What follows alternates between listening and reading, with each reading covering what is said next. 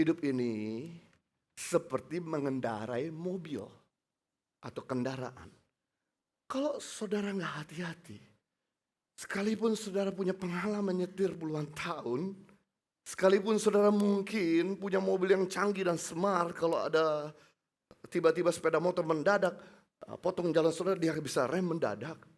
Tapi kalau saudara nggak hati-hati dan saudara tetap pegang HP, saudara akan nabrak juga. Sama dengan kehidupan ini. Sekalipun mungkin saudara rajin ke gereja tiap minggu, sekalipun mungkin saudara pelayanan, sekalipun mungkin saudara tahu banyak firman, tapi kalau saudara nggak hati-hati, saudara akan jatuh juga. Dan waktu saudara jatuh dalam dosa, maka yang dipermalukan bukan cuma nama saudara sendiri, tapi institusi di belakang saudara ikut dipermalukan. Orang Kristen tiap minggu datang ke gereja masih suka bohong. Orang Kristen pelayanan masih nonton film porno. Orang Kristen tiap minggu rajin memberi persembahan, tiap bulan memberi perpuluhan. Masih ngomongnya sembarangan, kasar, emosional. Men, waktu kamu jatuh dalam dosa, waktu kamu mengikuti keinginan dagingmu, yang malu bukan cuma kamu, tapi yang malu institusi di belakang kamu. Itu nama Tuhan. Sebagai contoh,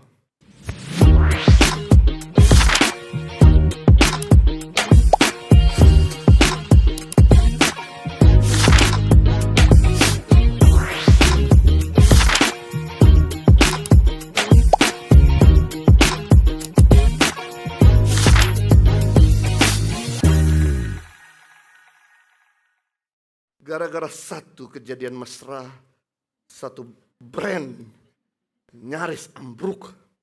Skandal viral di tengah-tengah keramaian bermula dari konser Coldplay di Chicago pada tanggal 16 Juli 2025, beberapa hari yang lalu. Satu momen manis di layar stadium berubah jadi awal krisis sebuah brand teknologi global yang namanya Astronomer. Andy Brion, CEO, tertangkap basah mesra-mesra dengan CPO-nya di konser Coldplay.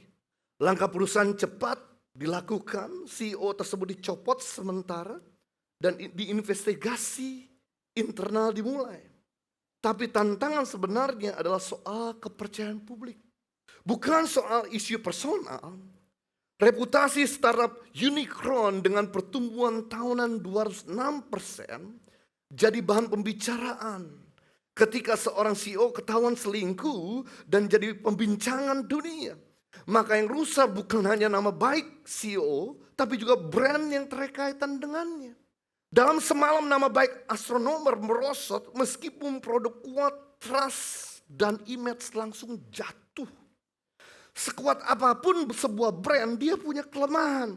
Brand adalah persepsi, dibentuk oleh narasi, diperkuat pengalaman, dan dijaga dengan integritas. Ketika sosok yang jadi tokoh utama brand terlibat skandal, persepsi publik terhadap perusahaan tersebut berubah. Customer nggak lagi membeli produk, tetapi kepercayaan adalah suatu yang dibangun bertahun-tahun tapi bisa hancur dalam kurun waktu 5 detik sebuah video.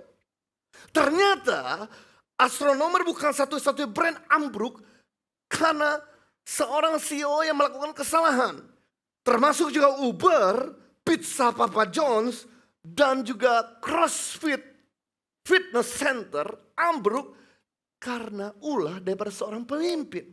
Sebagai contoh yang pertama, CEO Travis Kalanick, ada CEO Uber, mundur setelah video marah-marah ke driver. Budaya toksik diungkapkan di media. 2 pendiri sekaligus wajah brand Papa John's dipecat karena komentar rasis. Pendiri aja bisa dipecat. Ribuan gym cabut lisensi usai CEO CrossFit melontarkan kata-kata soal isu rasial.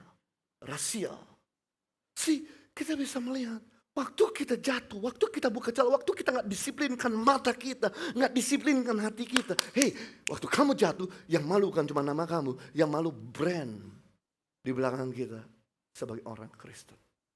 Makanya penting di sini untuk kita belajar menguasai diri. Termasuk juga kalau ada orang yang pancing-pancing emosi kamu.